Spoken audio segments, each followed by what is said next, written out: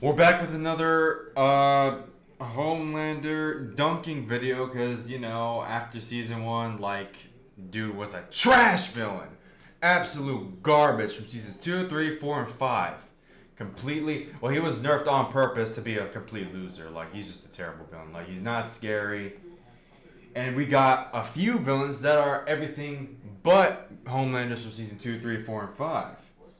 So we're just going to start off right now. The first one we're going to say is Scar King from Godzilla x Kong, The New Empire. And he doesn't have a lot of presence. He's not really mentioned in the previous movies. He might be mentioned later on. But one thing is for sure is that he was an effective villain. And heck, he was even weaker than Kong. He was only bigger than him by being 400 feet, but he didn't have enough meat on his bones to actually, go fisticuffs. But he didn't go fisticuffs. He went, tool to tool. And he was at least smart about it, especially even using his most powerful weapon, Shimu, or whatever it's pronounced. The poor old grandma, ice warrior, ice lizard, and his comeuppance was, well earned, because the Kong species was oppressed down in the Hollow Earth, completely unknown, like it's Skypiea. And he gets defeated. It's a very satisfying defeat, and that's pretty much it. He's just better than Homelander in every single way. Another character we're gonna go to right now is Les Grossman from Tropic Thunder. Tom Cruise. As an actor, this dude is could never go wrong with his acting skills. And Les Grossman as a villain is just perfect, man. He's just a perfect evil villain. He doesn't negotiate with terrorists, and what Homelander creates terrorists, but that plotline gets killed at season 2. And he's the most powerful guy in the world, and he couldn't do anything about it. Sheesh. Could not be Grossman, man. Because he doesn't negotiate with terrorists. Alright, the next villain we got is Lalo Salamanca. He was a ghost villain, gets mentioned in Breaking Bad. People didn't know what he was back then, before Better Call Saul season 4, episode 8. But as soon as episode 8 came out, from there on out, all the way to the end to season 6, he leaves the biggest impression in the Breaking Bad world. It's genuinely terrifying. And when he does get usurped by someone, I could say Kim Wexler by defending, Jimmy McGill slipping Saul. He actually, later on, he doesn't pussy out all the way. He's like, okay, that's a logical reason. I've been defeated. I will be back. He comes back, and he brings terror not directly to Kim, but he ends up, scaring them by shooting poor old Howard, and makes him do something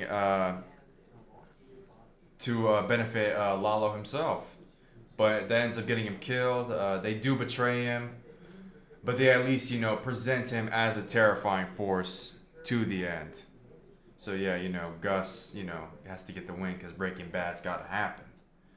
But hey, we're here to give our flowers to Lalo and give our lent to Homelander. And another villain we got, it's not, oh wait, no, it is I was about to say it's Granny from the video games. But no, Granny from the video games obviously beats Homelander without even needing to depower him. And he could be at full power or just regular power. That doesn't matter. What we're talking about is another Granny that could do the exact same thing with a bit more flash. And it's the Granny from Madagascar 1 and 2. Easily could be Homelander without a doubt. No need for any of the power-ups, depowers. She could beat Homelander, any day of the week. And it's a bit too obvious to put the French woman police officer from Madagascar 3, the police hunter. It's a bit too obvious to put her in, so we're just doing Granny because it's a bit more impressive for her and a lot more embarrassing for Homelander. And that's about it. I didn't really put any more. I could put more. I could at least squeeze in one more. Stinkmeaner from Boondocks could easily beat Homelander without even trying. Well, who else? Who else we could do? What other villains? Which one is not less obvious? Let me see. Okay, I have one in mind. Hold on. Let me look it up right now, mid video, so I can pad out the runtime. But I'm not trying to do this on purpose.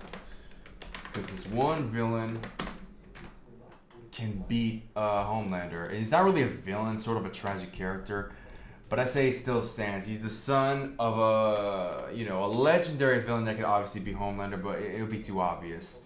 Who we're talking about is Nuka from Lion King 2. I think it's Scar's actual son. Yeah, he could be Homelander. And I mean, he dies in the he's more of a tragic, mentally ill character. And he dies in his own movie, like, pretty sadly, and he can easily be Homelander. Shoot. And I don't know if I mentioned this, and oh yeah, maybe I did in the first video. Okay. Well, okay, we'll end it up. The last character that can beat Homelander easily without needing to be buffed up and to either depower him is the classic Doom guy. The classic Doom guy from the Doom game I am willing to play over and over again from the classic Doom. He could easily beat Homelander. Same could go for his theoretical Blazkowicz,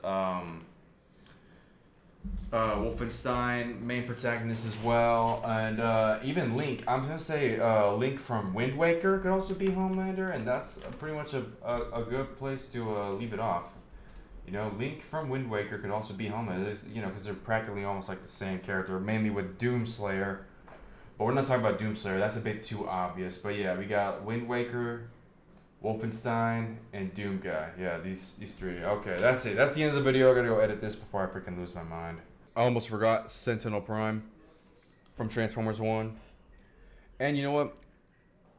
We'll also go with Dark of the Moon, Sentinel Prime. Both better villains. Yeah, I have no idea what to say next. I hate being a wagey. That's my outro.